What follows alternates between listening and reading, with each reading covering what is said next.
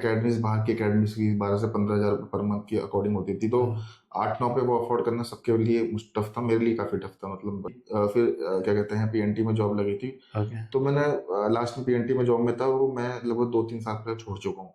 Okay हाँ, बहुत हर चीज़ें टफ थी यार इनिशियली। पहले तो देखो सोचा नहीं था कि बिजनेस को इस तरह से करना है। मैं तो पार्ट टाइम के हिसाब से बिजनेस चालू किया था। कोचिंग, हाँ बिल्कुल, मैं कोचिंग, मतलब मेरा कोचिंग करियर काफ़ी जल्दी शुरू हो गया था। एज अ प्लेयर रहते रहते कोचिंग शुरू हो गया था। मैंने उस 2-3 अच्छे प्लेयर्स, मतलब मैं बोलूँगा कि उनको इनिशियली टाइम पे मैंने ट्रेन भी किया, जो अच्छा कर रहे हैं वो लोग। मानसिकता नहीं थी लोगों की या कोचेस की, मैं कहूँगा, है ना। मैं ऐसा नहीं कह रहा कि कोचेस की ना, कोचेस ऐसा नहीं सोचते, लेकिन कोचेस भी डिसाइड करते हैं कि हाँ बच्चे को इस तरह जाना चाहिए, क्योंकि वो भी सोचते थे कि हम लोग सिक्योर पहले हो जाएं।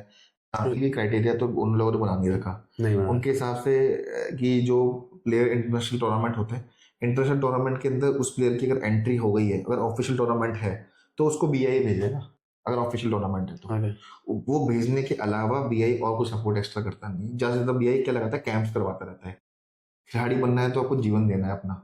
क्यों? क्योंकि बहुत कम कम जगह के अंदर आपको ना शटल खुद ही कंट्रोल कर सकते हो। बहुत शटल फास्ट आती है, रिएक्शन टाइम बहुत फास्ट होता है। तो मूवमेंट भी। वो भी करेगा ना, तो खिलाड़ी अपना मतलब उसका खेल काफी तेजी से इंप्रूव होगा। और शटल, मतलब दूसरी शटल रन और जो शैडो प्रैक्टिस होती है, उससे खिलाड़ी मूवमेंट बहुत इंप्रूव करता है। नहीं, कंपेयर की नहीं कह रहा हूँ। हाँ, कंपेयर करने में लग जाएंगे तो आई थिंक बेस्ट नहीं रहेगा। मैं ये कह रहा हूँ आप कर क्यों नहीं सकते। तो हाँ जी दोस्तों, आज के एपिसोड में हम सीखेंगे कि कैसे आप अपनी ट्रेनिंग को स्टार्ट कर सकते हैं, कैसे आप एक डिस्ट्रिक्ट लेवल से इंटरनेशनल लेवल पे जा सकते हैं, क्या प्रोसेस रहती है, क्या बाई सपोर्ट करता है, कैसे BWF की आइडिया बनाते हैं।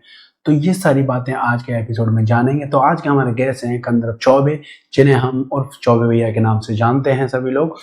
तो बहुत कुछ सीखेंगे इनसे, तो बने रहिए हमारे इस पॉडकास्ट सीरीज में जिसका नाम है मेजर टॉक्स शो, जहां हम बात करते हैं हर स्पोर्ट की। तो हे अस्सलाम वालेकुम, नमस्ते, मेरा नाम है मिर्जा और आप देख रहे हैं मिर्जा बैडमिंटन टीवी।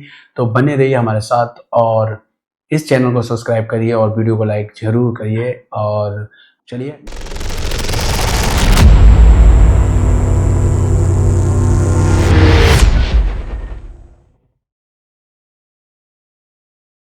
इस मिर्जा टॉक्स में आपका तहे दिल से।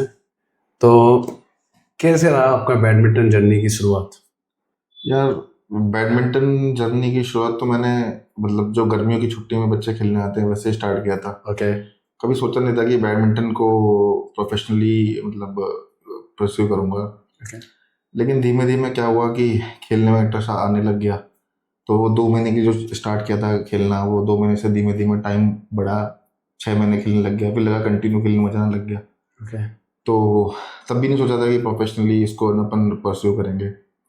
फिर 1-2 साल बाद क्या हुआ कि डिस्ट्रिक्ट टूर्नामेंट होते हैं, स्टेट टूर्नामेंट होते हैं, तो उसके अंदर जब खेला डिस्ट्रिक्ट में ठीक खेलने लग गया, तो धीमे धीमे स्टेट में परफॉर्मेंस आने लग गई। तो सोचा कि ये लोग खेलते हैं, इसको ही ट्राई करते हैं। तो ऐसे मैंने क्या बैडमिंटन चालू किया। जब कोई पहला टूर्नामेंट खेलता है ना, हाँ, तो उसकी उम्मीद रहती है कि मैं जीतूं। हाँ। आपके पहले टूर्नामेंट में क्या रिजल्ट रहा था? फर्स्ट टूर्नामेंट जो आप खेले थे? फर्स्ट टूर्नामेंट देखो, मैंने बैडमिंटन चालू किया था 2006 के अंदर। तो उम्मीद तो थी ऑफ कोर्स जीतने की, लेकिन ऐसा कुछ हुआ नहीं था। तो जीत पाए नहीं थे। और उस समय क्या है कि जो अपने साथ के अच्छे तो जो एक्सपीरियंस थे, 2-3 साल खेलते हुए थे उनको, वो काफ़ी अच्छा खेल रहे थे। तो उनसे फाइट करी पहले साल के अंदर ही। तो वो फाइट जो करी, उससे ही लगा कि यार अपन खेल सकते हैं, उनको फाइट कर सकते हैं। तो वहीं से थॉट डेवलप हुआ कि चलो आगे इसको खेलते हैं अपन लोग। ओके। बैडमिंटन आपने जब खेलना शुरू करा था, तो आप अपनी मर्जी से आए थे या एज ए फैमिली ने बोला कि जाओ छुट्टियां नहीं, भी नहीं, हैं? मैं तो, मेरे अंकल थे, शर्मा अंकल है, उन्होंने, उनका स्पोर्ट्स में बहुत बहुत रुचि थी। तो वो हम लोग क्या है कि ना, मतलब इंडोर कोर्ट तो जानते नहीं थे, तो आउटडोर कोर्ट में खेलते थे। तो उन्होंने कहा कि चलो, उससे उससे 1-1.5 साल पहले गोपीचंद का मैच हुआ था जयपुर में। गोपीचंद और सिद्धार्थ शर्मा थे, सिद्धार्थ जोशी प्लेयर था, अच्छा प्लेयर थे। तो वो मैं इंडियन सैटेलाइट टूर्नामेंट था, तो वो देखने गया था। तो वहाँ से जानने की यार एक ऐसा प्लेयर होते हैं वो। फिर उससे उसी साल यहाँ पे थॉमस उबेर का पहली बार हुआ था। तो बैडमिंटन जयपुर के अंदर क्या है कि लोग जानने लग गए थे। तो सोचा कि चलो हल्का फुल्का खेलते ही थे, तो सोचा कि ट्राई करते हैं, खेलने गए। तो उस अकॉर्डिंग हमने बैडमिंटन चालू किया। अच्छा, और कोई गेम कभी माइंड में आया था? हाँ, उससे पहले मैं क्रिकेट खेलता था। और क्रिकेट मैंने एकेडमी में खेलना स्टार्ट किया था। लेकिन उस समय किसी वजह से छोड़ दिया उस समय क्रिकेट खेलना। तो बैडमिंटन ही क्यों ऐसे? बैडमिंटन मैंने बताया आपको, जैसे शर्मा अंकल के? शर्मा अंकल थे, तो हम लोगों को क्या है कि अपने घर के अंदर ही वहाँ आउटडोर कोर्ट बना रखा था। Okay. तो वो कोर्ट आज भी आउटडोर और हमारी कॉलोनी के अंदर मतलब चलता है वो, और वो उसमें आज 30-40 लोग खेलते हैं, आज भी उस कोर्ट पे खेलते हैं, आउटडोर कोर्ट है। तो उस कारण क्या है कि थोड़ा बहुत बैडमिंटन आने के कारण इसलिए मैंने बैडमिंटन चालू किया कि हाँ थोड़ा बहुत जानते हैं, इस खेल को ट्राई करते हैं। जब आप खेलने लगे बैडमिंटन तो कहाँ तक आपके ये सफर गया था? यार मैं जब खेलने लगा तो मतलब डिस्ट्रिक्ट जीता, फिर स्टेट टूर्नामेंट। डिस्ट्रिक्ट कितने साल प्रैक्टिस करने के, कितने साल बाद यार आप? उस समय थोड़ा कंपटीशन आज के कंपेयर में थोड़ा सा कम था उस Okay. समय। आज के जैसे हर इवेंट में 20-20, 25-25 प्लेयर्स होते हैं, उस समय इतने प्लेयर्स नहीं थे अच्छे थे, लेकिन उतना कंपटीशन तो उस समय नहीं था। तो मैं सेकंड ईयर में डिस्ट्रिक्ट फाइनल खेलने लग गया, थर्ड ईयर से फाइनल जीतने लग गया। Okay. फिर थर्ड ईयर से ही मेरा स्टेट चैंपियनशिप के अंदर मेरा मतलब रिजल्ट आने लग गया था। उस समय में अंडर 16 के अंदर अच्छा परफॉर्म किया, फिर नेशनल्स के अंदर भी ठीक परफॉर्म किया।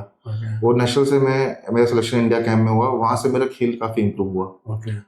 तो वो 35 दिन 40 दिन का जो कैंप था उससे खेल में मतलब काफ़ी, मैं बोलूँगा कि काफ़ी डिफरेंस आ गया था उससे। तो वहाँ से खेल मेरा एकदम से इम्प्रूव हुआ काफ़ी। तो कैंप के बाद फिर मैं मतलब मैं जूनियर प्लेयर था, उसके अंदर मैं सीनियर के अंदर भी जीता, डबल्स में फाइनल खेला। और ना मैं सिंगल्स के अंदर जीता, तो उससे काफ़ी चीज़ें चेंज हो गई थी। मैं अंडर 19 रहते हुए सीनियर्स में परफॉर्म कर रहा था स्टेट में, नॉर्थ जोन स्टेट टीम में सीनियर टीम में सिलेक्शन होके गया था। तो कोचिंग कहाँ कर रहे थे? कोचिंग तो यार उस समय तो मैं जयपुर में कोचिंग करता था जब इनिशियल टाइम पे, क्योंकि उस समय भी कोचिंग थोड़ा करना काफ़ी कॉस्टली था और वो अफोर्ड करना बहुत टफ था उस समय। क्योंकि उस समय भी एकेडमीज, बाहर की एकेडमीज की 12 से 15,000 पर मंथ की अकॉर्डिंग होती थी, तो 8-9 पे वो अफोर्ड करना सबके लिए टफ था, मेरे लिए काफ़ी टफ था, मतलब बताऊंगा। तो फिर मैंने जयपुर में कहा, जयपुर में SMS स्टेडियम पे कोचिंग होती थी, उसमें कोचेस थे और एसोसिएशन ने स्टार्टिंग में, जयपुर एसोसिएशन ने काफ़ी सपोर्ट किया। वो उन लोगों ने मतलब वो जो प्लेयर सही खेलते हैं उनको सबको वो सपोर्ट करते हैं और अभी तक भी करते हुए। सपोर्ट लाइक कैसे? सपोर्ट मतलब खिलाड़ी को क्या सपोर्ट चाहिए? खिलाड़ी को सपोर्ट चाहिए कि उसके लिए उसको हम हमेशा कोर्ट अवेलेबल हो जाए, खिलाड़ी को उसके लिए रैकेट्स, शूज, शटल्स, ये सब, खासकर शटल्स बहुत इंपॉर्टेंट होती थी। तो उस समय एसोसिएशन शटल में काफ़ी सपोर्ट करती थी। तो फिर टूर्नामेंट्स के अंदर भी कुछ सपोर्ट करती थी। तो वो उस ओवरऑल सपोर्ट से मतलब मैं नहीं, काफ़ी प्लेयर्स थे इनिशियल टाइम पे वो खेल पाए। क्योंकि आजकल जो पेरेंट्स का सपोर्ट होता है बच्चों के लिए, वैसा बिल्कुल भी उस समय कल्चर नहीं था। तो उस समय एसोसिएशन ही सब कुछ थे। इतना सपोर्ट मतलब आपके पीछे से नहीं था कि हाँ, जा मतलब, खेलने जाना, तो मतलब ऐसा नहीं बोलूँगा पीछे नहीं था, मतलब पेरेंट्स का सपोर्ट हमेशा रहा है, लेकिन थॉट प्रोसेस नहीं होता था स्टार्टिंग टाइम में। जब तक आप मतलब पेरेंट्स के लिए तो ये होता था कि पढ़ाई करो, लेकिन वो स्टार्टिंग के 2 साल 3 साल तक ही था। जब ऐसा लगा कि हाँ मतलब सही से खेलने लग गए, सही परफॉर्मेंस आने लग गई है, तो चीज़ें चेंज हुई। तो वो चीज़ें चेंज होने से क्या है कि काफ़ी चीज़ें मतलब काफ़ी खेल में परिवर्तन आया। अभी फिलहाल में आप एक एक्टिव प्लेयर नहीं है बैडमिंटन, आई थिंक। हाँ। तो ये क्या वजह रही है कि आपने बैडमिंटन को छोड़ना समझा? अब मैं बोलूँगा छोड़ा नहीं है मैंने, है ना। कुछ टाइम के लिए मेरा स्पोर्ट्स थोड़ा सा मतलब कम बंद हो गया है भाई।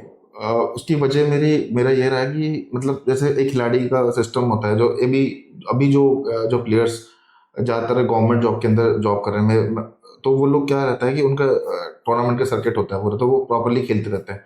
मैं थोड़ा सा अभी डिस्कनेक्ट हो गया हूँ, अभी थोड़ा बिजनेस के अंदर ज़्यादा घुस गया हूँ मैं, तो मुझे अभी ऐसा रूटीन भी नहीं मिल पाता, उसको मैं फॉलो नहीं कर पाता, ये बोल लो आप, है ना। तो इसलिए मैं अभी थोड़ा सा डिस्कनेक्ट हो गया उससे। तो आपने बैडमिंटन खेलते खेलते आपने जॉब भी हासिल की, तो आप जॉब कर रहे हैं या अभी? जॉब मैंने हासिल करी, मैंने मैंने पहले रेलवेज में जॉब ज्वाइन करी थी। फिर मेरा ESI डिपार्टमेंट में जॉब लगी थी। फिर मेरी क्या कहते हैं PNT में जॉब लगी थी। तो मैंने लास्ट में PNT में जॉब में था, वो मैं लगभग 2-3 साल पहले छोड़ चुका हूँ। हाँ, तो अब अभी गवर्नमेंट जॉब नहीं कर रहे हैं? आज की डेट में गवर्नमेंट जॉब नहीं कर रहा। अब अपना बिजनेस संभाल? मैं अपना बिजनेस संभालता हूँ। मेरी बिजनेस पे लगभग 50 की करीब टीम है मेरी। तो उसमें मुझे लगा कि यार मैं ग्रो ज़्यादा कर सकता हूँ, तो मैंने ये रास्ता चूज किया। तो कोई ऐसा पीछे प्रेशर रहा कि यार क्यों सरकारी छोड़ रहे हो? हाँ, प्रेशर रहा, मेरे फैमिली का रहा, मेरे कॉलोनी वालों का रहा, क्योंकि सब मुझे जानते थे कि क्या गवर्नमेंट जॉब छोड़ रहा है यार, कि मिलती है बहुत मुश्किल से मिलती है कि वो तो। लेकिन मेरी वाइफ ने बहुत सपोर्ट किया मेरे को, है ना। मुझे सपोर्ट मेंटली काफ़ी सपोर्ट किया, तो उस मेंटली सपोर्ट के कारण मैं ये कर पाया। और क्योंकि इनिशियल टाइम में बिजनेस में भी मतलब रिजल्ट लाना टफ होता है, कोई भी चीज़ चालू करते हो तो 2-3 साल तक बहुत टफ पड़ता है कि उसको कैसे झेलो। तो मेरे उस समय वो सपोर्ट मेरी वाइफ से मिला तो, और फैमिली से मिला, तो मैं ये कर पाया। हालांकि पापा भी गवर्नमेंट जॉब में थे, तो उनकी सोच नहीं थी कि आप गवर्नमेंट जॉब छोड़ो, लेकिन धीमे धीमे वो भी समझ गए कि हाँ ठीक डिसीजन रहा मेरा भी। तो ओके, फिर भी आप एक बैडमिंटन प्लेयर, तो आपने उस बैडमिंटन में आगे बढ़ने की ना सोच, मतलब, या बहुत बहुत बहुत सही सवाल है आपका ये। देखो बैडमिंटन, मैं क्या देखता हूँ ना बैडमिंटन के बारे में, कि बैडमिंटन या किसी भी स्पोर्ट्स के बारे में, कि हमारे टाइम से प्लेयर्स को ना ट्रेंड इसलिए करा गया है कि तुम ना मतलब एक जॉब ज्वाइन कर लेना, तुम्हारी नौकरी लग जाएगी, तुम्हारा ना तेरे तो बढ़िया है, तेरी नौकरी लग जाएगी। लेकिन मतलब विजनरी हमारे में भी ये विजन नहीं था, या फिर कहेंगे कि कोचेज ऐसे विजनरी नहीं थे कि कभी ऐसा सोचा ही नहीं कि यार हम लोग ओलंपिक प्लेयर निकाल सकते हैं या फिर इंटरनेशनल में कोई ऐसा प्लेयर निकाल सकते हैं कि जो अच्छा परफॉर्म कर सकता है। ये सब इंडिविजुअल ही प्लेयर को सोचना पड़ता है, और सोचना भी पड़ता है, और विजन ऑफ कोर्स अपनी सीनियर से ही आता है। तो कभी ऐसा विजन ही डेवलप नहीं हो पाया कि ना कि अपन वो कुछ कर पाएंगे, ऐसा कुछ ना ओलंपिक के अंदर कुछ अच्छा कर सकते हैं, या फिर कोई इंटरनेशनल टूर्नामेंट के अंदर अच्छा कर सकते हैं। तो वही मतलब बचपन से वो विजन लैकिंग मुझे कहूँगा कि ना की थी। बाद में वो मैं कहूँगा कि थोड़ा सा डेवलप हुआ जब मैं थोड़ा सा मतलब मैं 22-23 साल का हुआ। लेकिन फिर उसको स्ट्रॉन्ग लॉन्ग टाइम तक मैं परस्यू नहीं कर पाया, और परस्यू नहीं करने की वजह बहुत बड़ी जॉब थी, क्योंकि जॉब का जो सिस्टम है ना, आपको जॉब करनी है, जॉब के साथ खेलना है, तो आप वो पॉसिबल नहीं है कि जॉब के साथ आप है ना खेल भी सकते हो। ओके, तो इसके दौरान जब आप अपना ये बिजनेस शुरू कर रहे थे, तो मतलब इस बिजनेस में आपको क्या क्या दिक्कतें सामना करनी, क्योंकि आप एक बैडमिंटन प्लेयर एकदम डायरेक्ट बिजनेस में आ गए, तो इसके दौरान आपको क्या क्या टफ लगा कि कोई ऐसी बड़ी साख जो आपको आगे नहीं बढ़ने दे रही है? बहुत हर चीज़ें टफ थी यार इनिशियली। पहले तो देखो सोचा नहीं था कि बिजनेस को इस तरह से करना है। मैं तो पार्ट टाइम के हिसाब से बिजनेस चालू किया था। मैंने नहीं सोचा था कि मैं जॉब छोड़ूंगा, मैं सोचा कि जॉब में मैं कुछ एक्स्ट्रा पार्ट टाइम कर लूँ, तो मैंने वो चालू किया। लेकिन अब चीज़ें शॉर्ट होती गई, मतलब मजा आने लग गया। मैं ये बोलूँ कि मुझे काफ़ी मजा आने लग गया, क्योंकि challenges as a sportsman challenges बचपन से ही हमेशा खेलने में चैलेंजेस रहते थे, टूर्नामेंट में चैलेंजेस रहते थे। तो वो चैलेंजेस की एक ना मतलब कहूँगा कि एक मसल मेमोरी में वो चैलेंजेस थे मेरे।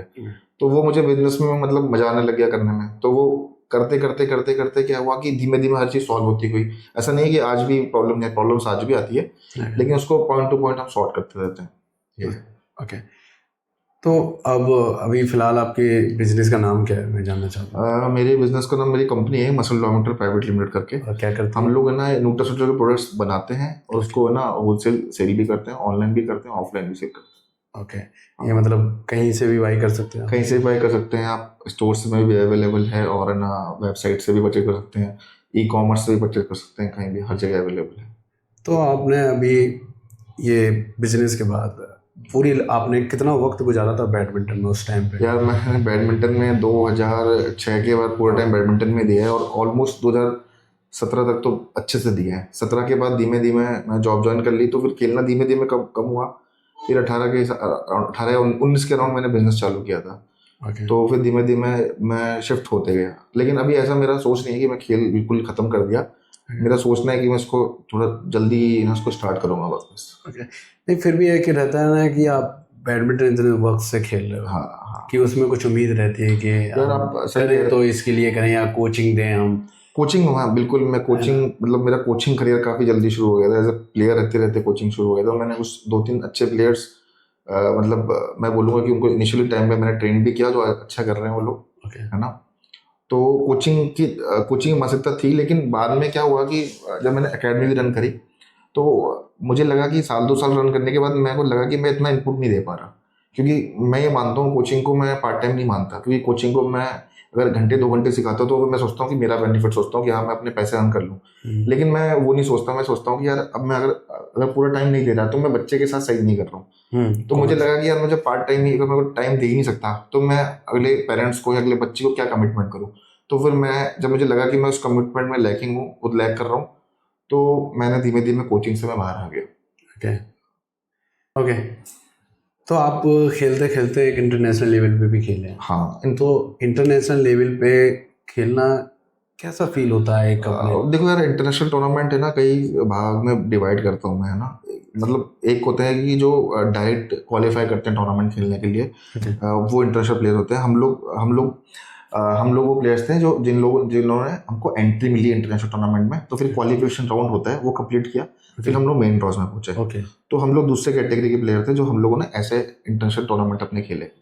इसकी कोई आईडी बनती है हाँ, या नहीं, आपको जैसे? बीडब्ल्यू टूर्नामेंट, जैसे आपको अगर बीआई का टूर्नामेंट खेलना है, ठीक है। तो आपको के पास बीआईडी होनी चाहिए। वैसे अगर आपको बीडब्ल्यूएफ टूर्नामेंट खेलना है तो आपको बीडब्ल्यूएफ आईडी होती है। ये आईडी की प्रोसेसिंग क्या होती आईडी की प्रोसेसिंग बिल्कुल ग्राउंड से स्टार्ट होती है, क्योंकि प्लेयर डिस्ट्रिक्ट लेवल पे से पहले खेलता है। है? तो आप अपना फॉर्म भर के डिस्ट्रिक्ट लेवल पे ही जमा करा सबमिट कराते हो। डिस्ट्रिक्ट के जो एसोसिएशन होती है वो देखती है कि वो ठीक है, वो आगे जाना चाहिए नहीं जाना चाहिए। अगर वो ठीक लगता है तो वो आगे अपने स्टेट वालों को देते हैं, फिर स्टेट वाले बीआई को देते हैं, फिर बीआई वो बीआईडी के थ्रू आईडी बीडब्ल्यूएफ आईडी बनती है। ये सेम फॉर्म है वो? सेम ही प्रोसेस है वो। प्रोसेस अगर तरीका प्रोसेस तो यही है। कई लोग के नॉन होने के कारण कुछ लोग डायरेक्ट स्टेट से करवा लेते, चले जाते हैं वहां से बनवा लेते हैं। कुछ लोग ना बाहर खेलते हैं तो वो डायरेक्ट बीआई के थ्रू करवा लेते हैं। तो प्रोसेस तो डिफरेंट है, लेकिन सही तरीका यही है कि आप डिस्ट्रिक्ट के थ्रू मूव करो और वही आपकी आईडी क्रिएट करवा देते ओके। इसमें पैसा लगता है? हैं। नहीं, पैसा नहीं लगता इसके अंदर। जीरो? नहीं, मैंने तो कोई पैसे नहीं दिए थे। बाकी अभी क्या हो रहा है इसका मुझे कोई आइडिया नहीं है। ओके, क्योंकि अभी बाई पैसे ले रही है आईडी बनाने के। अच्छा, हो सकता है अभी ले रही हो, पर 5000 समथिंग। पहले कोई पैसे नहीं लेते थे। ओके। ओके, तो ऐसा नहीं होता है कि आप अपने जैक से फटाफट? यार कर लो उसमें जैक से, मतलब जैक तो क्या जानकारी से लोग ना बनवा लेते हैं। जैसे किसी का एसोसिएशन अच्छे रिलेशनशिप है वो करवा लेते हैं। कई लोग ऐसे प्लेयर भी आते हैं जिनको बिल्कुल खेल लेते नहीं बनता, लेकिन वो टूर्नामेंट खेल लेते हैं। पर वो क्या होता है, क्वालिफाई में बाहर हो जाते हैं। तो जो मेन ड्रॉ ही नहीं पहुंचा तो वो टूर्नामेंट के लिए, मतलब अपने आप वो नहीं कह सकता कि वो इंटरनेशनल प्लेयर है। अगर वो क्वालिफाई करके मेन ड्रॉ पहुंच रहा है तो वो कह सकता है कि हाँ, मैं सेम टूर्नामेंट खेला हूँ, सेम टूर्नामेंट में पार्टिसिपेट किया है। आपका किसके साथ मैच था उस टाइम? आइडिया कुछ नाम है? ऐसा तो कोई, मेरे सारे जितने मैचेस हुए इंडियन प्लेयर के साथ ही हुए हैं। ओके। हाँ, बाहर के प्लेयर के साथ मेरा कोई मैचेस अभी तक हुआ नहीं था, उस समय नहीं हुआ था। ओके। इस दौरान जैसे आप बैडमिंटन में इतने वक्त खेले हैं, हाँ, उस टाइम आपको कोई, आई थिंक उस टाइम पे भी कोई ऐसा कोई डायरेक्शन देने वाला था कि आपको सही डायरेक्शन की, आप ये कर लो, ये स्टेप के बाद आप यहाँ टूर्नामेंट खेलने जाते हो? यार मैं आपको सही बताऊँ मिर्जा ना, कि ऐसा डायरेक्शन तो पहले से कभी था ही नहीं। ओके। जो भी डायरेक्शन था तो अपने से सीनियर्स लोगों को देख के ही हम लोग मूव करते थे। और शायद वही बहुत कम मतलब कमी थी उस चीज़ की, कि हम लोग शायद कुछ और बेटर परफॉर्म करते या बेटर जगह पे खेल सकते। वो बहुत कम था, क्योंकि नॉलेज ही नहीं थी किसी चीज़ की। और नॉलेज भी थी तो मानसिकता नहीं थी लोगों की या कोचेस की, मैं कहूँगा, है ना। मैं ऐसा नहीं कह रहा कि कोचेस ऐसा नहीं सोचते, लेकिन कोचेस भी डिसाइड करते हैं कि हाँ, बच्चे को इस तरह जाना चाहिए। क्योंकि वो भी सोचते थे कि हम लोग सिक्योर पहले हो जाएं, है ना, ज़्यादा उसमें। क्योंकि कई प्लेयर ऐसे रहे हैं जो सिक्योरिटी नहीं रखी, उन्होंने जॉब नहीं ली, और ना मतलब खेलते गए तो वो बाद में फिर वो जॉब भी नहीं कर पाए।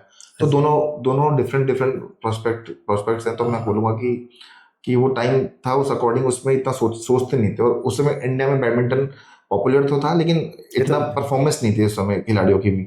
तो हो सकता है वो भी एक वजह रही हो।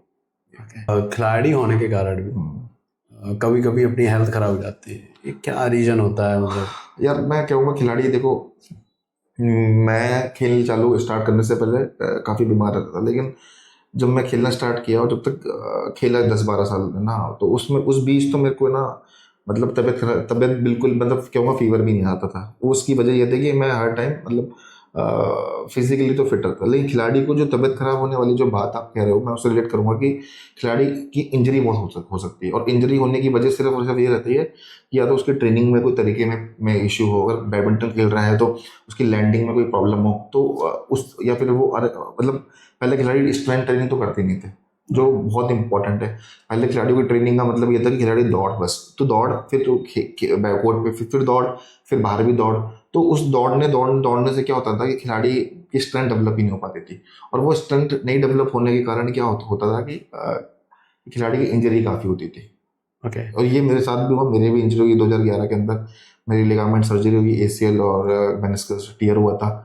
पर लेकिन 6 से 7 महीने के अंदर मैं वापस कॉम्पिटिटिव स्पोर्ट्स खेलने लग गया था। ओके। ये जब आपकी इंजरी हुई तो इसका जो रखरखाव, मतलब जो खर्चा जो भी, ये आपने खुद सारा मैंने किया, खुद से किया। आप अगर स्टेट के लिए भी खेलते हो या नेशनल भी खेलते हो तो इसकी इंडिविजुअल स्पोर्ट्स है, इंडिविजुअल स्पोर्ट्स में एसोसिएशन, मतलब पर्सनल वे में आपको खुद ही करना पड़ता है। और मैं तो कहूँगा किसी अदर स्पोर्ट्स में भी ऐसा कुछ है नहीं कि है ना कि मतलब एसोसिएशन नहीं कुछ हेल्प करती है, वो सब प्लेयर को खुद ही करना पड़ता है।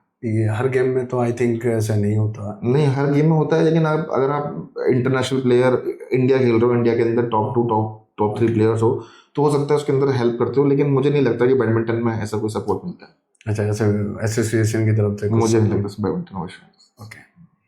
तो जो हेल्थ आप मैनेज करते हो अभी, वो क्या रूटीन रहता है आपका हेल्थ का? मतलब यार मेरा तो अभी हेल्थ मैनेजमेंट का रूटीन तो मैं कहूँगा इतना बढ़िया नहीं है, क्योंकि मैं अभी मतलब कोई भी कॉम्पिटिटिव स्पोर्ट्स या कॉम्पिटिटिव या फिर उसमें नहीं हूँ। ओके। लेकिन जो बेसिक जो सब लोग का रहता है उसके अकॉर्डिंग मैं अपना मतलब डाइट मैनेज करता हूँ मैं। स्पोर्ट एकदम बैडमिंटन मतलब ना खेलने के बाद कभी लगता है कि यार आज तो जाना चाहिए एक बार? बहुत बार लगता है ऐसा, बहुत बार फील होता है कि यार तो जाना चाहिए, यार तो खेलना चाहिए, मन कर रहा है, Okay. तो ऐसा होता है। और मैं ऐसा नहीं है कि खेलता हूँ, बेसिक कुछ और जगह पे खेल लेता हूँ, मतलब ऐसा नहीं है कि बिल्कुल ही कि ना। नहीं, ऐसा रहता है ना कि अपन एकदम अचानक से खेलना बंद कर दें तो फिर और बॉडी पेन होता है। जब आप वापस खेलना चालू करते हो तो 4-5-10 दिन खेलने के बाद बहुत ज़्यादा बॉडी पेन तो होता है, लेकिन वो तो ठीक है, खेलने में हमेशा पेन तो बॉडी में रहता ही है, वो तो कोई बड़ी बात नहीं है। तो अब आपके बिजनेस में फिर से आते हैं, जो मसल्स डोमिनेटर है, तो इसकी आपको आइडिया कैसे आया? यही बनाने का आइडिया कैसे आया कि मैं चलो प्रोटीन या आप स्पोर्ट्स से थे इसलिए इस लाइन में आने का सोचा? क्योंकि बिजनेस तो आप कोई सा भी कर सकते थे आई थिंक, मगर आप स्पोर्ट्स से, तो मैं ये जानना चाहता हूँ कि स्पोर्ट्स से थे इसलिए आपको ये न्यूट्रिशन जो भी आपका है ये बनाने का मन आया? नहीं, ऐसा नहीं है। मैं एक्चुअली क्या है कि जॉब मतलब जब भी चालू करने से पहले मैं ऑफिस रेगुलर जाता था, तो मैं काम करते करते मुझे सेटिस्फाइड नहीं होता था बिल्कुल भी, यार मुझे बिल्कुल मज़ा नहीं आता था कि यार ये काम करने पे। और मैं अपने सीनियर्स को भी देता था, जो मेरे को लगता था कि यार मैं प्रमोट होकर ये बनूंगा, प्रमोट होके नेक्स्ट गवर्नमेंट जॉब की बात कर रहे गवर्नमेंट जॉब की, मैं ऑफिसर ग्रेड पे जाऊंगा तो मैं ये बनूंगा। तो मैं जब उसको देखता, ऑफिसर को देखता, तो मैं सोचता है यार क्या मैं, इसलिए मैंने अपने 15 साल 12 साल बिगाड़े लाइफ में। खेल से मुझको ये मिला लाइफ में, है ना। मुझे नहीं पता था कि उस समय की खेल ने कितनी मानसिकता दी मेरे को, मुझे उसका आइडिया नहीं था। लेकिन मैं जब उनको देखता था तो ये सोचता था कि यार मैं ये बनूंगा, ऐसा बनूंगा। हालांकि उसमें कोई कमी नहीं है, लेकिन मैं ऐसा नहीं सोचता था, है ना। आपकी अपनी है। हाँ, मैं ऐसा बिल्कुल नहीं सोचता था। तो फिर मैं परेशान होता था, मैं अंदर ही अंदर कि यार मैं ये क्या कर रहा हूँ। क्योंकि गवर्नमेंट जॉब में ना, मतलब मैंने ये देखा है कि कुछ बहुत ज़्यादा प्रोडक्टिव काम नहीं कर सकते। आपकी एक लिमिटेशन है, आपका ये टास्क है, उस टास्क को कंप्लीट करना होता है। मैं ये सोचता नहीं कि इस तरह से काम होना चाहिए। तो फिर मैं सोचते ये कि मैं कैसे क्या करूं क्या नहीं करूं, ये थॉट मेरे को रहता था। तो मेरा एक फ्रेंड है, वो प्रोटीन सप्लीमेंट्स की ट्रेडिंग करता था। तो मैंने देखा यार, क्या होता है ट्रेडिंग मतलब होता है कि मतलब 100 रुपये का माल परचेज किया और 120 में आगे को सेल कर दिया अपने क्लाइंट्स को। तो 20 रुपये का मार्जिन बना, वो मेरा मार्जिन है। तो मैंने कहा ठीक है यार, मैंने कहा बिजनेस तो रिलेटेड टू न्यूट्रिशन है, ऐसे लोगों में जानता भी, उनको अपन कर लेंगे।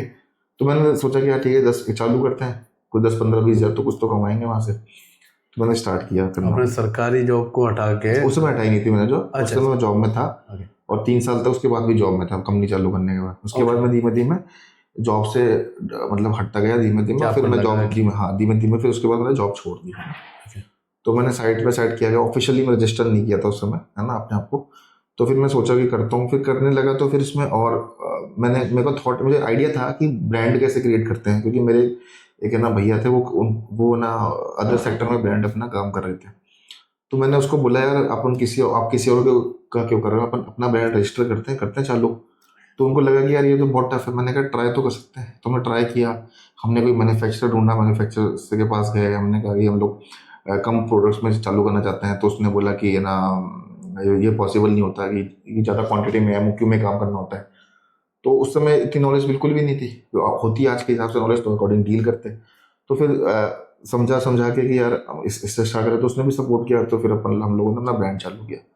फिर धीमे धीमे ट्रेडिंग करते करते समझा कि यार ट्रेडिंग करने से तो काम चलेगा नहीं। क्यों?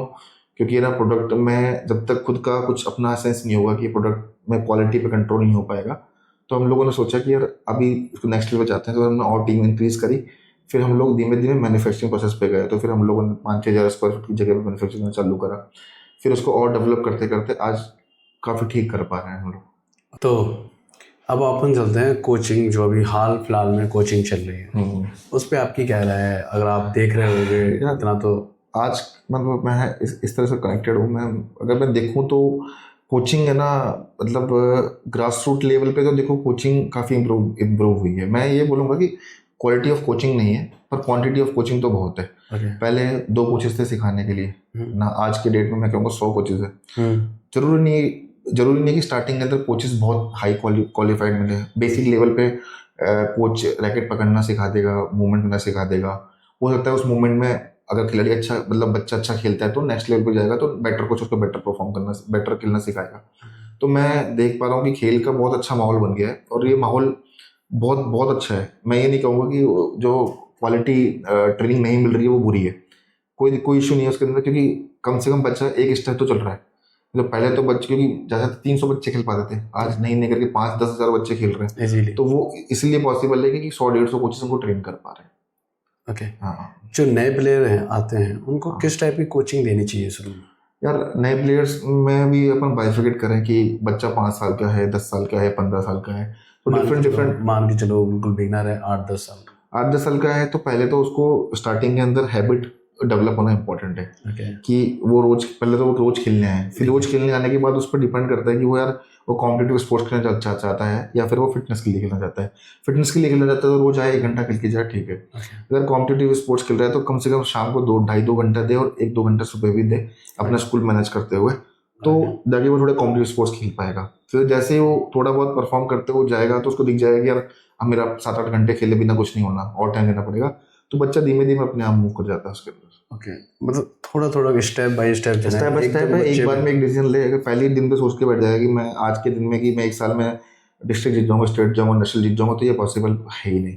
नेशनल जीतना, नेशनल पहुंचना मतलब लाइफ टाइम प्रोसेस कहूंगा मैं उसको। ऐसा नहीं है कि 3 साल का भी प्रोसेस है, लाइफ टाइम प्रोसेस है। हाँ, काफी पेरेंट्स होते हैं यही पूछते हैं कि सर कब तक खेलना सीख जाए, इसका क्या जवाब आपके दिमाग? यार वो तो प्लेयर टू प्लेयर डिपेंड करता है, लेकिन 2-3 साल 4 साल के अंदर बच्चा एक अच्छा कॉम्पिटिटिव लगातार परफॉर्म मेहनत कर रहा है तो कॉम्पिटिटिव स्पोर्ट्स में ठीक परफॉर्म कर सकता है वो। इस दौरान आपको कभी ऐसा लगता है कि कोई ऐसा प्लेयर जो लायक नहीं हो उसको बढ़िया जगह एंट्री मिल जाती है, डायरेक्ट एंट्री होता है जो पैर वाला काम? बैडमिंटन में तो ना देखो इंडिविजुअल स्पोर्ट है, परफॉर्मेंस देखती है। एंट्री मिल सकती है, जीत तो सकता नहीं है उसके अंदर, है ना। जैसा उसको अगर मान लो कोई सपोर्ट्स है, मेन ड्रॉ में एंट्री मिल जाएगी, और मेन ड्रॉ में एंट्री मिलने के बाद सेकंड राउंड खेल लेगा, फर्स्ट राउंड बाई मिल जाएगी, सेकंड राउंड खेल लेगा, पर सेकंड राउंड तो जीतना पड़ेगा ना, थर्ड राउंड खेलेगा फिर वो जीतना पड़ेगा ना। टूर्नामेंट तो नहीं जीत सकता वो, टूर्नामेंट जीते बिना आगे वाले जगह जा सकता, हो सकता है कभी आगे भी चले जाए, लेकिन आगे भी परफॉर्म खेलना पड़ेगा। तो ऐसे जिसको सपोर्ट्स जो इतना आगे जाता है उसको मतलब उसका लंबा करियर होता नहीं है, और ज़्यादा लंबा खेल भी नहीं पाता। ओके, अगर आप चीट करके जाओगे तो ज़्यादा वक्त तक नहीं, कुछ नहीं हो पाता, वो परफॉर्म तो करना ही पड़ेगा। कभी आपके सामने ऐसा कोई वक्त आया है जब कोई जूनियर प्लेयर को साइड लाइन करके किसी सीनियर को जगह दी हो? जूनियर रहे होगे, आप भी सीनियर रहे होगे। देखो यार, देखो सीनियर को प्रायोरिटी तो मिलती है हमेशा, ऐसा नहीं कि प्रायोरिटी नहीं मिलती है ना। अगर 19-20 की बात है तो ही मौका मिलता है। अगर बहुत डिफरेंस है तो ऐसा कभी मौका नहीं मिलता, ऐसा कभी होता नहीं। अगर कोई बच्चा सेकंड राउंड में बाहर है, कोई फाइनलिस्ट है, तो अगर स्टेट टीम का सिलेक्शन हो रहा है तो ऐसा नहीं है कि वो फाइनलिस्ट को हटा के सेकंड राउंड थर्ड राउंड वाले को कर दे। हाँ, सेमीफाइनलिस्ट फाइनलिस्ट है तो कोई ऐसी चीज़ें बन रही है तो भेजा जा सकता है या जाया गया है, लेकिन ऐसा होता नहीं जनरली। ओके, उसके साथ जैसे एसोसिएशन ये संभालती है सिलेक्शन, तो इनसे आपको कोई शिकायत है, कोई ऐसी चीज़ जो ये सुधार भी सके? मुझे तो ऐसा तो मुझे पर्सनली कहूँगा तो मुझे तो कोई शिकायत नहीं है, लेकिन मेरी मतलब मैं ही सोचता हूँ कि यार पिछले 15 साल या 20 साल में देख रहा हूँ एसोसिएशन को, राजस्थान एसोसिएशन की बात कर रहा हूँ मैं, उनमें कोई चेंजेस ही नहीं है। चेंजेस मतलब टीम भी सेम है आज तक जो वर्क कर रही है ना, माइंडसेट में कोई परिवर्तन नहीं है। मतलब खिलाड़ी पहले भी वैसा ही था, खिलाड़ी को आज भी वैसा ही है, कोई डिफरेंस नहीं आया एसोसिएशन के पॉइंट ऑफ व्यू से कह रहा हूँ मैं, है ना, स्टेट एसोसिएशन के पॉइंट ऑफ व्यू से। तो और वो जो 15 साल पहले माइंडसेट था उनका आज भी वही माइंडसेट है। जैसे ज़्यादा माइंडसेट मतलब कि वो नहीं सोचते हैं कि हमारा खिलाड़ी ना इंटरनेशनल लेवल पे यहाँ पहुंचे। हाँ, राजस्थान के 2-3-4 लड़के परफॉर्म कर रहे हैं, इंटरनेशनल लेवल पे जा रहे हैं, लेकिन उन लोगों का कोई सपोर्ट नहीं है उनको। वो लोग इस तरह का सपोर्ट सोचते भी नहीं है। और अगर वो मतलब पहले यही सीन था और आज भी वही सीन है तो 15 साल तक सेम चीज़ चली आ रही है। अगर मुझे लगता है कि कोई स्पोर्ट्स पर्सन उस चीज़ को संभाले तो उसका विजन थोड़ा बेहतर रहेगा और वो बेहतर कर सकता है, लेकिन कोई चेंजेस हो ही नहीं आज। तो आप कह रहे हो कि कहते हैं जो एसोसिएशन होती है उसके अंदर जो लोग हैं, मतलब ज्यादातर लोग तो कैटेगरी ज्यादातर लोग माइंडसेट के। ज्यादातर लोग उसमें 80% लोग तो ऐसे हैं जो प्लेयर्स ही नहीं रहे कभी। ओके 80-70% से प्लेयर्स ही नहीं रहे, तो वो प्लेयर ज्यादा समझ सकता है प्लेयर को कि यार तुझे क्या कौन करना चाहिए क्या नहीं करना चाहिए। तो इसमें बदलाव अभी 15 साल से तो नहीं हुआ। अभी तो कोई बदलाव नहीं हो, मुझे लगता नहीं है कि कोई बदलाव होने ये आप सिर्फ राजस्थान की कह रहे हो या ऑलमोस्ट? राजस्थान की कह रहा हूँ, हर जगह यही सीन है। और बाकी साउथ की कुछ स्टेट्स में तो थोड़ा चेंजेस हुआ है, वो लोग उसी को समझते हैं, समझ रहे हैं और चीजें कर रहे हैं, लेकिन अभी राजस्थान में तो ऐसा नहीं है। ओके तो उसी के साथ साथ जैसे कोचिंग सेंटर होते हैं अपने, तो आपको कभी लगता है कि कोचिंग सेंटर सिर्फ पैसा कमाने के लिए बन गए हैं कि अब कि आने दो, कोच भी ऐसे ही रख रहे हैं जैसे 5-6-10 मैंने अभी आपको बताया, देखो कोचिंग सेंटर्स, अब जैसे कोचिंग सेंटर्स को आप है ना प्री प्राइमरी स्कूल मान लो। अब प्री प्राइमरी स्कूल के अंदर आपको ऐसा तो है नहीं कि आपको 10th का सिलेबस कंप्लीट कराएंगे, तो कोचिंग सेंटर्स को as a pre primary school ही लोग लें, है ना।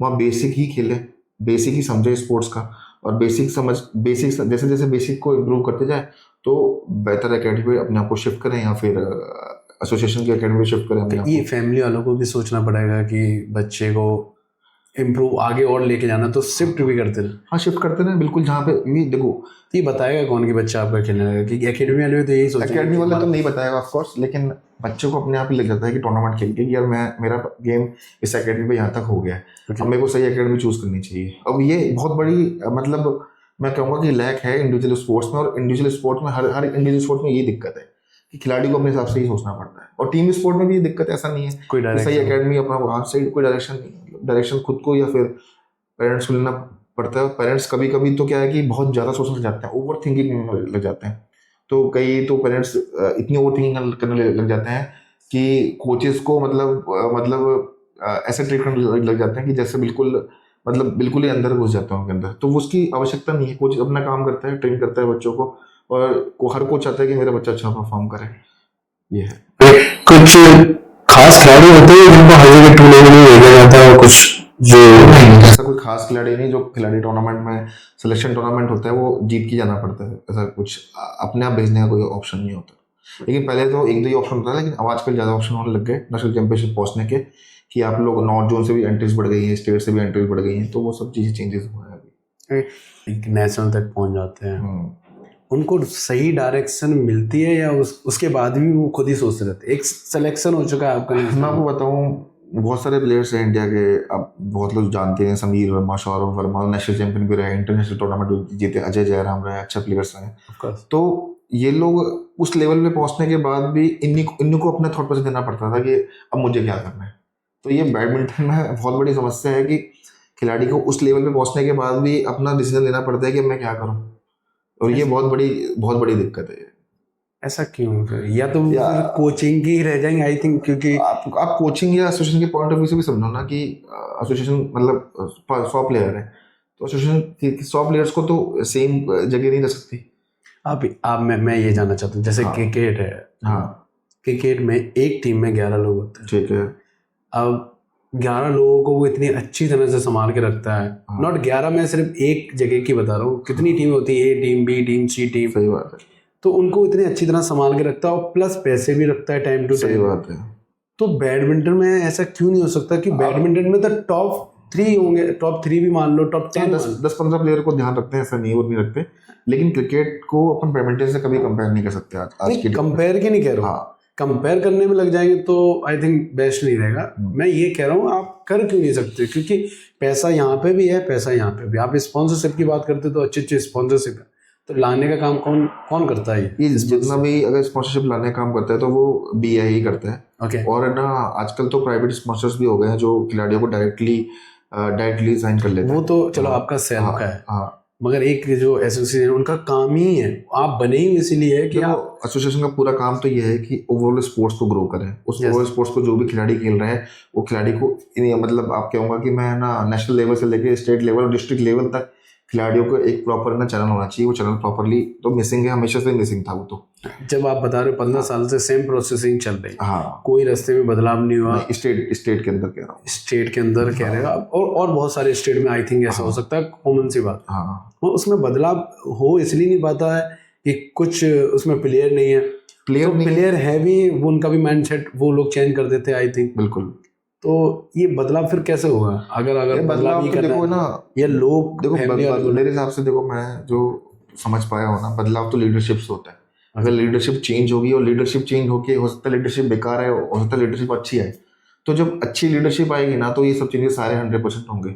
ऐसा नहीं है बैडमिंटन में पैसा नहीं आ रहा, बैडमिंटन में पैसा आ रहा है, पर हाँ। सही जगह फ्लो नहीं हो रहा, वो भी इंपॉर्टेंट है। Okay. तो सही जगह फ्लो होना सबसे बड़ा इंपॉर्टेंट है। आज के डेट पे एक रेस चल रही है कि ना, कि ऊपर के लेवल पे कि सब लोग बहुत बढ़ गए हैं, हर जगह बढ़ गए हैं सब लोग। पहले क्या होता था, एक दो सेंटर्स होते थे, उसी सेंटर्स के अंदर सारे प्लेयर्स खेलते थे। अब डिफरेंट प्लेयर्स के डिफरेंट सेंटर हो गए, वो बहुत ज़्यादा बढ़ गए हैं। Okay. तो अब वो बटने से क्या होता है ना, कि सभी जगह ट्रेनिंग तो हालांकि ठीक होती है, ऐसा बात नहीं है, ट्रेनिंग डिफरेंट अच्छी होती है, लेकिन जो जो बीआई का जो पैसा या फ्लो है ना, वो प्रॉपर वे में हर जगह चैनलाइज नहीं हो पाता। और वो चाहे तो हर जगह चैनलाइज करके वहां से प्लेयर को और बेटर परफॉर्मेंस ला सकते हैं, लेकिन ऐसा होता तो है नहीं। तो प्लेयर की रीजन ये है ना, वो इसलिए डिवाइड हो रहे हैं क्योंकि एक ही जगह पे सब होंगे, तो ट्रेनिंग का आई थिंक सबको लगता है कि जितने भी अच्छे प्लेयर्स हैं, हमको ये लगता है कि यार मेरे को प्रायोरिटी मिले। हाँ। हम एक सेंटर के अंदर मतलब है ना, मतलब सबको प्रायोरिटी नहीं मिल पाती। अब सिंधु भी गोपी एकेडमी से इसलिए हट गई थी, उसको लगता था कि मेरे को प्रायोरिटी नहीं मिली, तो उसने चेंज किया था। तो ऐसे मल्टीपल प्लेयर्स रहते हैं कि उनको प्रायोरिटी नहीं मिलती, चेंज करते रहते हैं।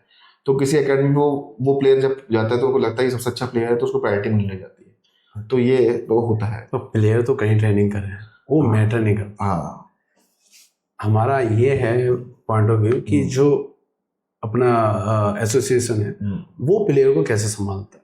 यार उनका कोई संभालने का तो ऐसा ना, उनका कोई भी क्राइटेरिया तो उन लोगों ने बना नहीं रखा। नहीं बना। उनके हिसाब से कि जो प्लेयर इंटरनेशनल टूर्नामेंट होते हैं, इंटरनेशनल टूर्नामेंट के अंदर उस प्लेयर की अगर एंट्री हो गई है, अगर ऑफिशियल टूर्नामेंट है, तो उसको बीआई भेजेगा।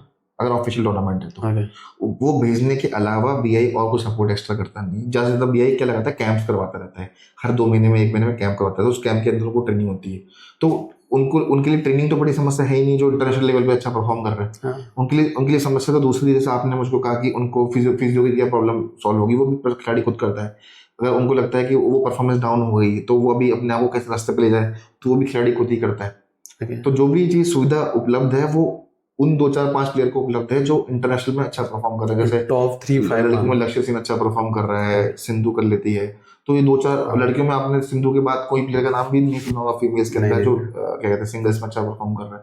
तो ये बहुत ज्यादा मतलब लैक रहा है। तो ये अगर उस लेवल पे 50-100 प्लेयर को सपोर्ट मिले, जैसे चाइना के अंदर मिल रहा है, अदर स्टेट में मिल रहा है, अदर कंट्रीज में मिल रहा है, तो उसमें से 2-3 नहीं 10-15 प्लेयर अच्छे निकल के आएंगे।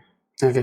तो मतलब कहीं ना कहीं अगर एसोसिएशन थोड़ा और अच्छी तरह ध्यान दे अपने लोअर एसोसिएशन, जैसे बीसीसीआई करती है ना, बीसीसीआई बहुत डिस्ट्रिक्ट लेवल तक खिलाड़ी को इंसेंटिवाइज भी करती है, और खिलाड़ी को इंसेंटिवाइज के अलावा खिलाड़ी को हर सपोर्ट करती है, उनके बैकबोन उनके रेडी है। ऐसा बैडमिंटन में तो नहीं है, और मुझे लगता नहीं है कि अभी कोई ऐसा विजनरी है कि उसको मतलब आगे देखता है कि वो ऐसा कुछ हो आगे। ओके। तो इसी के साथ अपन चलते हैं अभी जो फिजियो होते हैं, जो डाइटिशियन होते हैं, ये एक लोअर, ये कब मिलना शुरू हो जाते हैं या सिर्फ शोबाजी है? मतलब ये किसी को मेरा बोलना है कि ना, ऑफिशियली तो जैसे ऑफिशियली कुछ फिजियो लोग अपॉइंट करते हैं, ठीक है।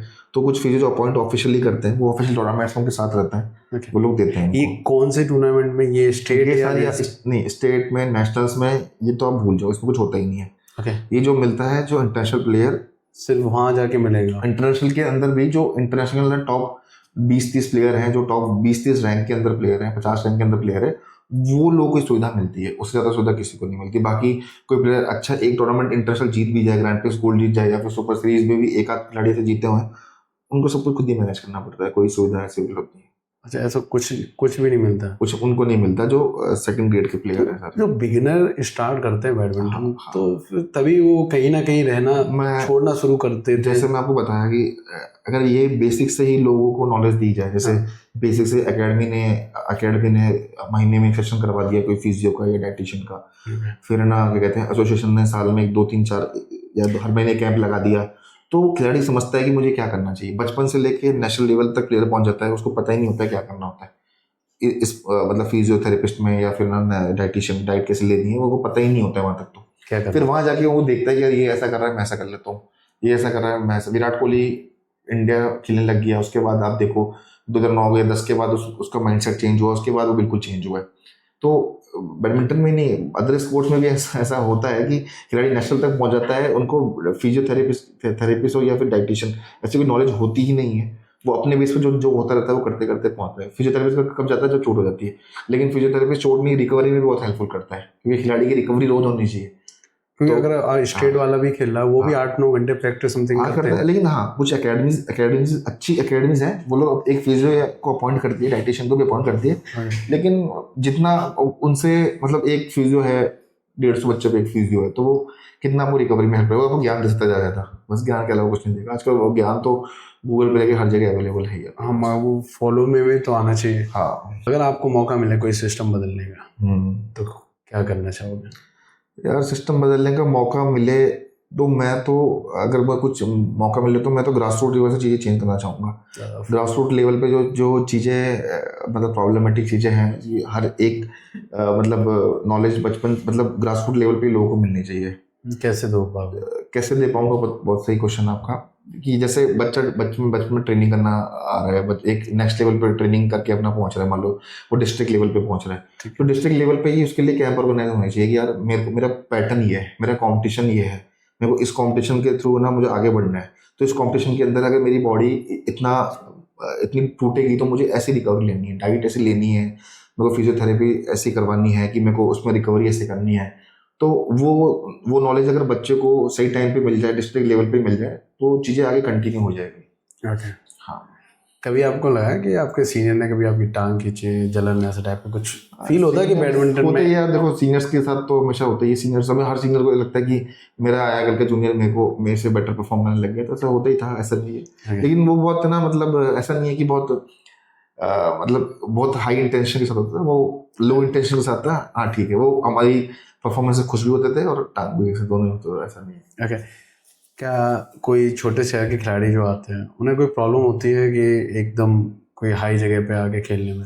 इनिशियली तो प्रॉब्लम होती है उनको, मतलब चीज़ों के साथ कॉप अप नहीं कर पाते, चीज़ें कुछ नई होती है उन लोगों के लिए, तो वो टफ तो रहता है इनिशियली, लेकिन ऐसा बहुत दिन की बात नहीं होती, महीने 1.5 महीने में सब सेटलमेंट हो जाता है उनका। ओके। आपको लगता है कि बैडमिंटन अर्बन साइड गेम हो गया? मतलब पहले था अर्बन साइड गेम, पहले तो कुछ शहरों में अवेलेबल था, नहीं आज के डेट में ये बिल्कुल अर्बन गेम नहीं है। ये हर मतलब छोटी छोटी जगहों पे अवेलेबल है, लेकिन मैं कहूँगा बहुत छोटी जगह अवेलेबल नहीं है, क्योंकि ये कोर्ट इंडोर होता है, इंडोर की कुछ फैसिलिटीज़ होती है, कोर्ट बनाने में कुछ खर्चा आता है, तो वो बहुत छोटी जगह भी नहीं हो पाता, लेकिन छोटी जगहों पे अवेलेबल है बैडमिंटन आजकल। ओके।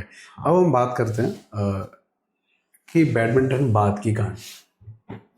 अगर आप बैडमिंटन के बाद के रास्ते बताना चाहें तो कैसा?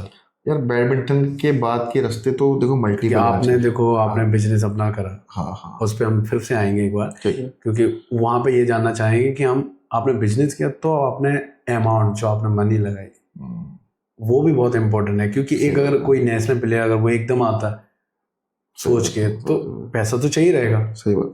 अगर वो जॉब एकदम छोड़ना चाहिए या उसको संभल के छोड़ना चाहिए, ये बाद में बात करेंगे, मगर फिलहाल हम ये कहना चाहते हैं, तो बैडमिंटन के बाद के रास्ते क्या होते हैं? देखो बैडमिंटन के बाद के रास्ते मल्टीपल रास्ते हैं। देखो मैं हर एक रास्ते पे बात करते हैं। एक पॉइंट वो है जब खिलाड़ी एक बहुत अच्छा इंटरनेशनल प्लेयर है, वो अभी इंटरनेशनल की बात कॉम्पिटिटिव स्पोर्ट्स खेलता है, उसको अपने पास साइड रखते हैं, ठीक है। सेकंड ऑप्शन ये है कि एक खिलाड़ी ने उससे गवर्नमेंट जॉब ली, ठीक है। तो ज़्यादातर लोग क्या करते हैं, 95% लोग मैं बोलूँगा आपको कि वो अपने जॉब को परस्यू करते हैं और जॉब के साथ ना साथ में कोचिंग देके बच्चों को ट्रेन करते हैं, जो कि बहुत अच्छी बात है, जो कि बच्चों मतलब खेल को इम्प्रूवमेंट के लिए बहुत जरूरी है। ऐसे लोग हैं, है ना। तीसरे सेक्टर के लोग होते हैं जिसको खेल से जॉब नहीं मिल पाती है, वो भी बहुत सारे लोग हैं, क्योंकि आप मानो 10% कोई जॉब मिलती है आज के डेट में, क्योंकि 1 या 2 ही जॉब की वैकेंसी निकलती है, तो आप समझो कि 2-4 लोगों की जॉब मिलती है, बाकी 70-80% है ना, क्या कहते हैं, ऐसे लोग हैं जो जॉब को नहीं मिल पाती है। तो उनके लिए बहुत अच्छा करियर कोचिंग करियर है जो फुल टाइम कर सकते हैं, क्योंकि उन्होंने बैडमिंटन एक लेवल पे खेला है। क्योंकि कोचेस चाहिए, बहुत सारे कोचेस चाहिए, 100-150 कोचेस नहीं चाहिए, 1000-2000 कोचेस चाहिए, जो हर टाइम मतलब एक एकेडमी में 10-10 कोचेस चाहिए, जिससे खेल बहुत नेक्स्ट लेवल इम्प्रूवमेंट हो। तो वो लोग के लिए एक अच्छा करियर है कि वो अपने कोचिंग को परस्यू करें। कई को लगता है कि उनमें से कई को लगता है कि मैं कोचिंग परस्यू नहीं कर सकता, तो वो अपने अदर ऑप्शन ढूंढते हैं, कुछ बिजनेस में चल जाते हैं, कुछ और प्राइवेट जॉब चालू कर देते हैं, तो कुछ लोग वो भी अपना परस्यू करते हैं। और स्पेसिफिक आपने बोला कि बिजनेस चालू करने वाली बात की, पैसा बिजनेस में आप ना कहाँ से आ सकते हैं, तो देखो यार आजकल सारा अवेयर रहने वाली बात है। गवर्नमेंट बहुत सारी स्कीम्स निकालती है, कोई समझदार इंसान तो स्कीम्स का फायदा उठा सकता है। इनिशियली लेवल में आपको कुछ पैसा चाहिए, तो धीमे धीमे उससे आप उसको आप टर्नओवर करके घुमा के पैसे को फिर आप गवर्नमेंट से मतलब बैंक से लोन भी ले सकते हैं, फिर क्योंकि उस लोन के थ्रू आप चीज़ों को और घुमा घुमा के बिजनेस को अपना बढ़ा सकते हैं। तो इतना टफ नहीं है, अगर आप उसको प्रॉपरली उसमें घुसोगे तो आप बड़ा कर सकते हो। नहीं, अभी अपन मुद्दा ये था कि बैडमिंटन की बात क्या रास्ते हैं, ये 3 हैं। मतलब मल्टीपल रास्ते हैं, इनमें से कोई सा रास्ता जिसको ठीक लगे, सूटेबल लगे, वो चूज कर सकता है इसमें से। अच्छा, हाँ ओके। तो अब हम आते हैं आपके बिजनेस के बारे में। तो आपने ये बोला पैसा घुमाने, ये क्या मतलब कैसे? मतलब पैसा घुमाना मतलब ये हो गया कि आपने 100 रुपए की चीज ली, ठीक है, उसको 120 में बेची, 10 रुपए को तिल रखे, 10 रुपए बिजनेस में वापस लगाए। ओके तो ऐसा 10 बार करते हो, 100 रुपए का चीज 200 रुपए का हो गया। ओके। तो ऐसा बिजनेस में धीमे धीमे कैपिटल आपकी घूमती रहती है, कैपिटल धीमे धीमे बढ़ती रहती है। जब कैपिटल धीमे धीमे बढ़ जाती है तो फिर धीमे धीमे बिजनेस भी ग्रो होता है। पहले तो मैंने चालू किया, फॉर एग्जाम्पल मिर्जा के साथ चालू किया बिजनेस, तो कल मेरे को मिर्जा से कोई और बंदा मिला, तो ऐसे मल्टीपल जगह मिला, फिर आप डिफरेंट स्टेट में गए, फिर डिफरेंट स्टेट में डिफरेंट कंट्री में चालू कर सकते हो आप।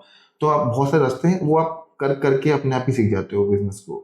मतलब इतना टफ नहीं है। अगर कोई 100% टाइम दे रहा है, जैसे बैडमिंटन में मैं 100% टाइम देता था पहले, तो 100% टाइम मैं बिजनेस में देता हूँ।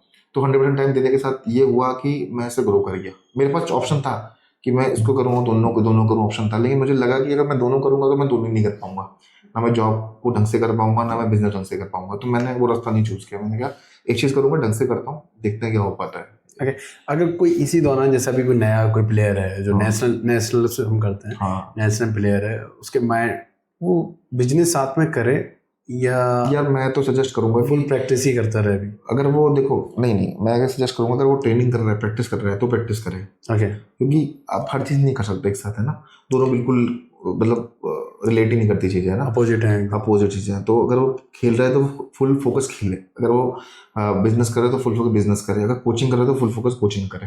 अगर वो कोचिंग और खेलता भी साथ है ना, तो फिर दोनों उसमें भी रिजल्ट नहीं आएगा। एक प्रेशर रहता है बैकग्राउंड, मतलब फैमिली का कह लो ये तो उसके कभी कभी माइंड सेट में आता है, ये आता है, कॉमन सी बात आता है उसके लिए। जैसे था वो मतलब रिलेटेड चीज चालू करे, जैसे कि कोचिंग चालू करे, सकता 1-1.5 घंटा कोचिंग करके अपना खर्चा निकाल के वो अपना ट्रेनिंग को परस्यू करे। तो इससे ज्यादा कुछ ना करे, बस मेरा ये सजेशन है। अच्छा, करे तो वही काम करे जो रिलेटेड है। हाँ, रिलेटेड है, क्योंकि वो मतलब आप मान लो कोई और काम करता है, तो आपको घंटे भर में कोई और काम के आपको उतना रिवॉर्ड नहीं मिलेगा जितना आपको कोचिंग करके मिल जाएगा। तो घंटे 1.5 घंटे कोचिंग, और फिर कोचिंग खुद भी ट्रेनिंग करता है, तो दिमाग में खेल चलता है उसके। तो जो 1-1.5 घंटा बच्चे को ट्रेन कर रहा था, वो चीज़ उसको दे सकता है बच्चे को, बच्चा समझ सकता है। ओके। इसके दौरान काफ़ी पेरेंट्स होते हैं जो अपने बच्चों को खिलाते हैं, मतलब जूनियर लेवल की बात कर रहा हूँ अभी मैं, जैसे मान के चलो अंडर 15, 17, तो उनके माइंड में बहुत सारे क्वेश्चन रहते हैं कि अगर बच्चे जीत नहीं रहे होते हैं मोस्टली, अगर आप देखें तो फाइनल में 1 या 2, सही बात है, उसके बाद एकेडमी में 36 बच्चे प्रैक्टिस कर रहे हैं, सही बात है ना।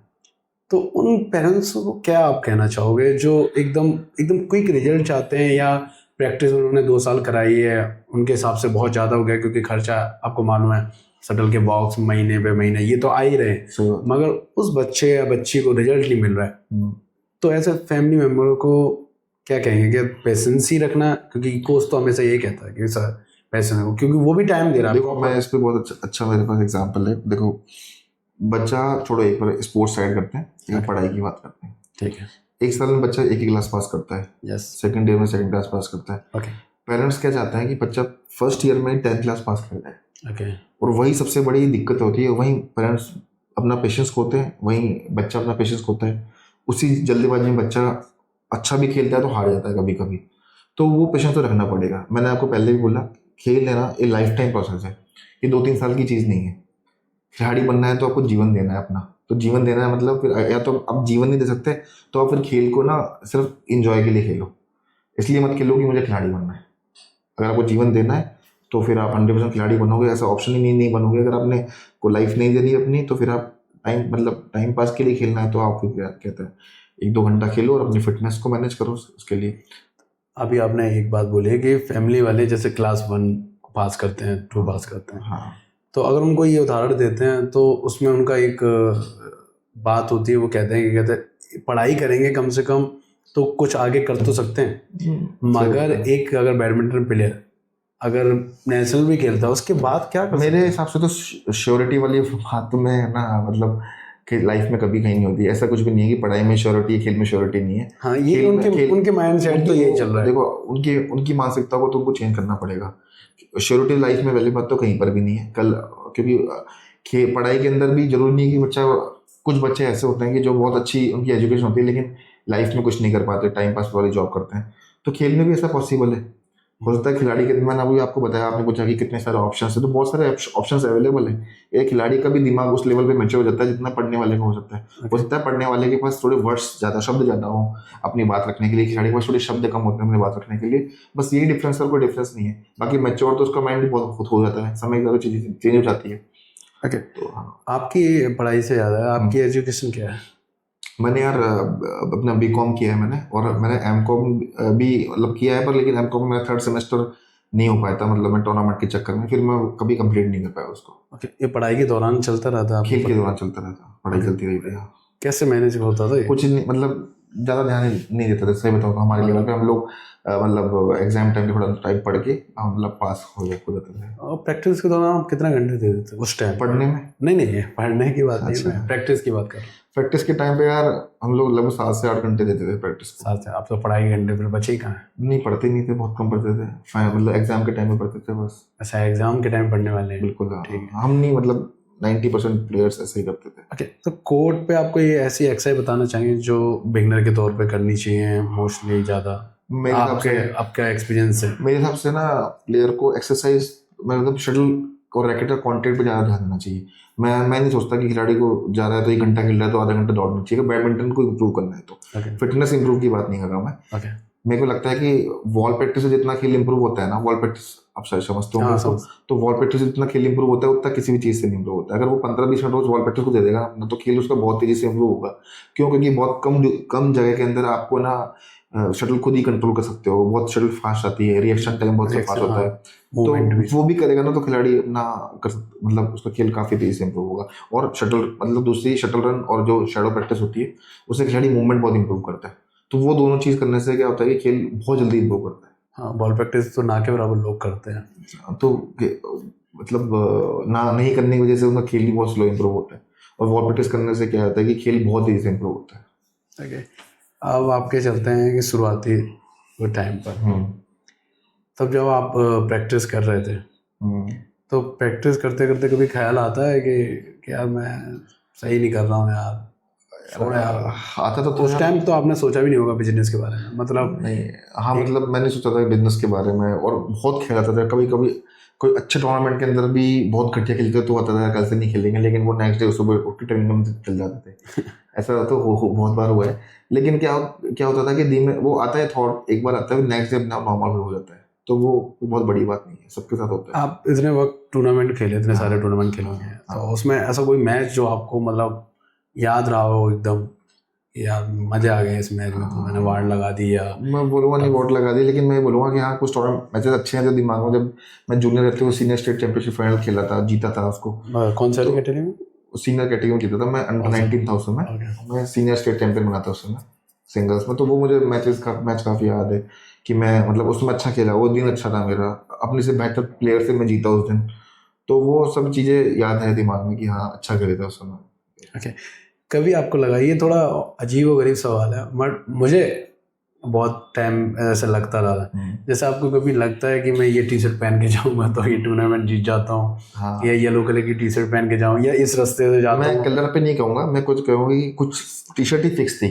अच्छा, कि ये टी शर्ट मैं खेलूंगा ना तो मुझे लगता था कि मैं जीतूंगा। ये क्यों हो जाता है? मैं काफी, यार ये तो मैं जब आप बैठ के सोचता हूँ तो मैंने कि ये क्या हरकतें कर रहा था मैं उस टाइम पे। आपके साथ नहीं सर, बहुत प्लेयर होता था, मेरे साथ भी ऐसा होता था कि मैं पर्टिकुलर कुछ टी शर्ट्स थी या फिर शॉर्ट्स था कि यार मैं यही इतना खेलूंगा।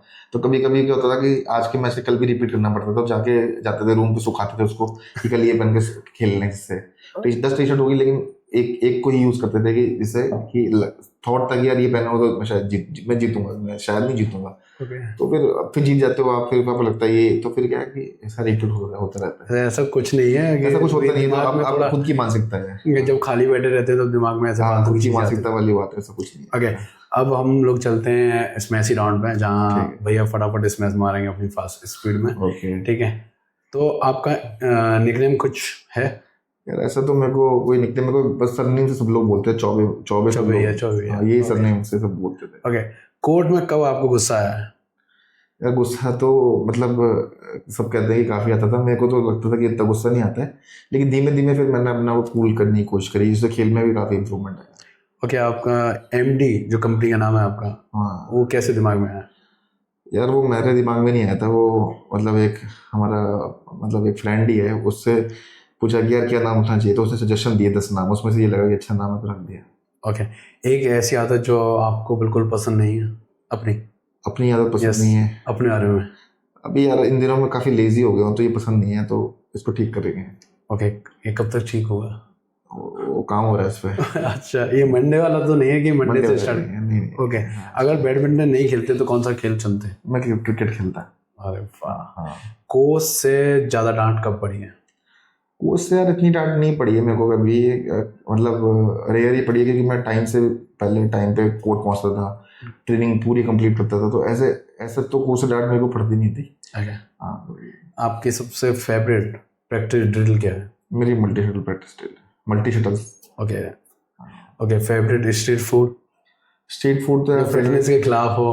अरे यार, कड़ी कचौरी अच्छी लगती थी, कड़ी कचौरी काफ़ी ठीक लगती थी। अच्छा, तो ये फेवरेट है आपकी? हाँ थी, अब तो इतना नहीं खाता मैं। अच्छा, कोई फिल्म में या वेब सीरीज जो आपको बहुत मतलब इंस्पिरेशन देती हो? यार बहुत उस समय तो ना, मतलब हम लोग खेलते थे इनिशियली, उसमें चक दे इंडिया आई थी, वो देखता था मैं काफ़ी। अच्छा, तो भाग मिल्खा भाग भी बहुत देखता था, तो स्पोर्ट्स बेस्ड जो मूवीज होती है ना, तो वो बहुत काफ़ी ठीक ठीक लगती थी मेरे को, तो मैं वो देखता था। अब फ्री टाइम में आप क्या करते हो? आज की डेट पे, नहीं, हाँ, आज की डेट। यार आज की डेट पे तो फ्री टाइम बहुत ही कम मिलता है मेरे को। फ्री टाइम मिलता है तो मेरी अभी बेटी है 3 साल की, तो उसको मैं टाइम देना पसंद करता हूँ, मेरी वाइफ को टाइम देना पसंद करता हूँ, तो वही मेरा फ्री टाइम है आज की डेट पे। तो अगर आपको टाइम मशीन मिले हाँ तो आप क्या चेंज करना चाहोगे? यार, टाइम मशीन मिले ना तो मैं मतलब टाइम मशीन जो मिले मेरे को, तो मैं थॉट प्रोसेस आज का होना चाहिए, थॉट प्रोसेस चेंज होना चाहिए। अगर थॉट प्रोसेस आज का रहे तो मैं खेल को अगर परस्यू करूंगा, तो जैसे मेरी आज की मानसिकता है कि जो भी करो तो छोड़ना नहीं है, चाहे कितना भी बुरा वक्त आ जाए, मैं ये सोचता हूँ आजकल। तो मैं खेल में भी वही मानसिकता रखता कि कितना भी खराब समय आ जाए, मुझे खिलाड़ी इंटरनेशनल इंडिया खेलना तो इंडिया खेलना है, तो वही रखता मैं एक ही फोकस रखता, वो करता जाता। ओके, आपकी फेवरेट ब्रांड कौन सी रही है? बैडमिंटन में तो ऑफकोर्स योनेक्स रही है। ओके, और आपका फेवरेट रैकेट किस रैकेट से खेलते थे? यार एक पहले आता था मसल पावर 99, वो काफ़ी पसंद था मेरे को, Super। है ना, तो वो काफ़ी पसंद था रैकेट। ओके, उसमें ग्रिप, वो सॉरी गट। गट तो यार BG65 थी, वही यूज़ करता था। तब भी वो यूज। हाँ तब भी वही थी। ओके, तो ये तो यहाँ समाप्त हुआ। अब कोई ऐसा मैसेज जो अपने ऑडियंस के लिए देना चाहे, यहाँ जो बैडमिंटन ऑडियंस के लिए? बैडमिंटन ऑडियंस के लिए तो देखो, बैडमिंटन प्लेयर्स के लिए पहले मैं दूंगा, छोटे हो या बड़े हो, है ना, ठीक लेवल पे खेल रहे हैं उनके सबके लिए, कि उनको अपने खेल को, है ना, मतलब कंटिन्यू परस्यू करना चाहिए, है ना। अगर उनको खिलाड़ी बनना है ना, तो उसको ये नहीं सोच, अपने लाइफ से सेकंड ऑप्शन हटा दें पहले। तो सेकंड ऑप्शन चूज करोगे ना, तो आप सेकंड ऑप्शन या थर्ड ऑप्शन पे ही जाओगे, तो सेकंड ऑप्शन तो हटा दो, कुछ ना कुछ तो बेहतर होता ही है खेल के अंदर।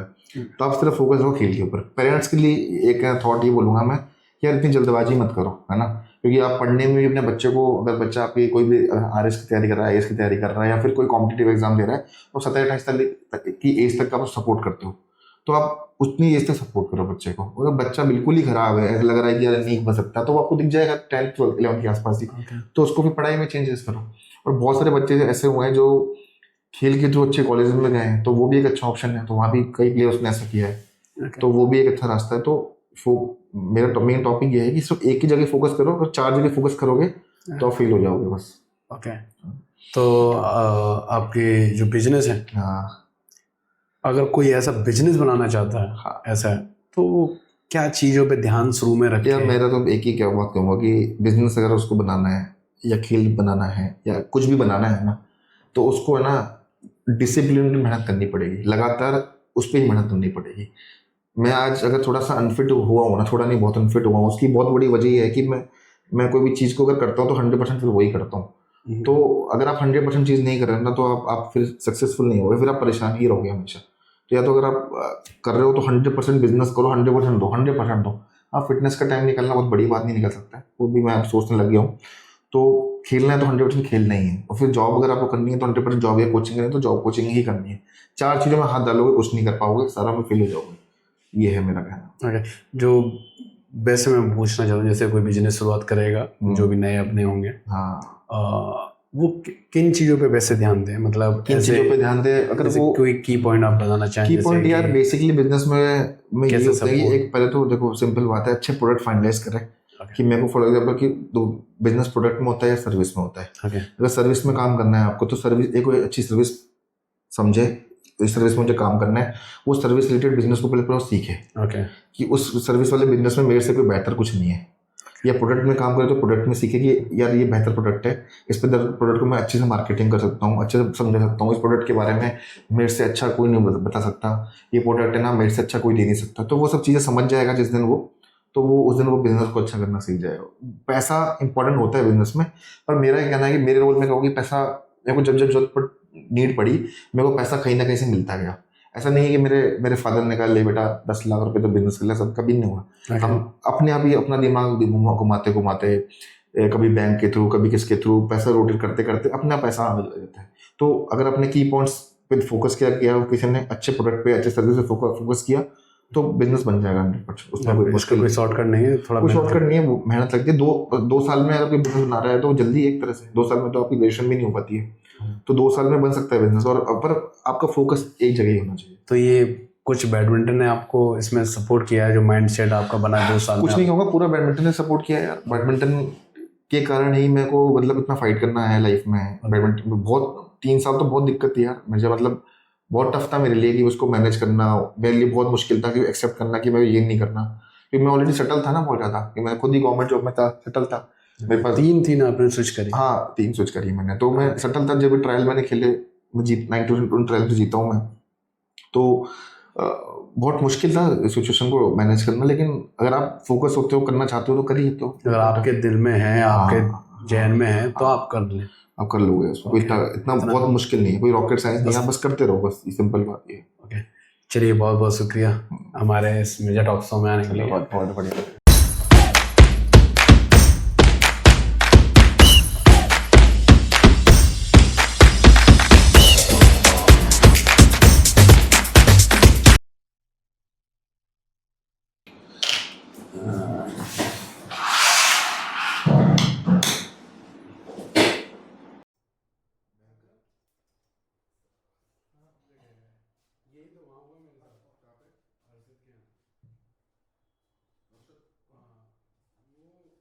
गर्लफ्रेंड होती है ना, लिखा